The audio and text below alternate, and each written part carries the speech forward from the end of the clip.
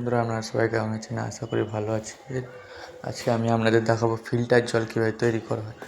প্রথমত আমি দেখাচ্ছি এই বোতলগুলি 20 লিটার করে বোতল, 4টি, মানে এখানে 80 লিটার বোতল আছে, এখানে অনেক স্টক আছে বোতল। তারপরে এগুলো আমাদের মেশিন চালানোর মেশিন।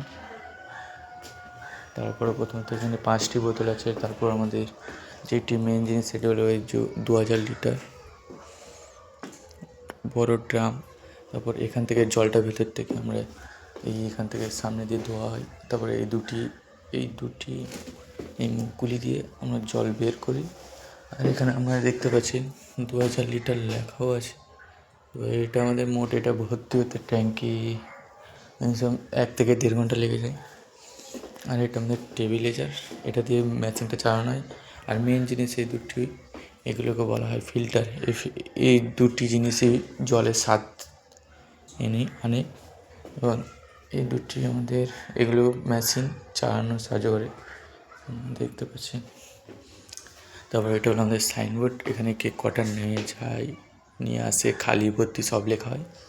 এগুলো সব আমাদের বোতল মিষ্টি অ্যাকোয়া। আর নিচে আপনারা দেখতে পাচ্ছেন এগুলো ডিসপেন্সারগুলি। জলের নিচে যে অংশটা ব্যবহার করা হয় তাকে ডিসপেন্সার বলা হয়।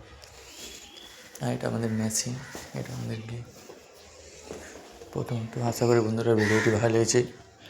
আর কার কার ফিল্টার জল দরকার আমাকে একটু কমেন্টে জানাবেন, আমি দেখব। এরপরে আমাদের সাথে কন্ট্যাক্ট করতে চাইবো। তাই ভিডিওটি যদি ভালো লাগে লাইক ও সাবস্ক্রাইব করুন। আর কার কার ফিল্টার জল দরকার আমাকে একটু কমেন্টে জানাবেন। আমি কিন্তু নাম্বার আপনাদেরকে কমেন্ট বক্সে দেওয়ার চেষ্টা করবো, আমাকে একটু কমেন্টে জানাবেন। আশা করি ভিডিওটি ভালো লেগেছে, তাহলে লাইক এবং সাবস্ক্রাইব করবেন। বাই।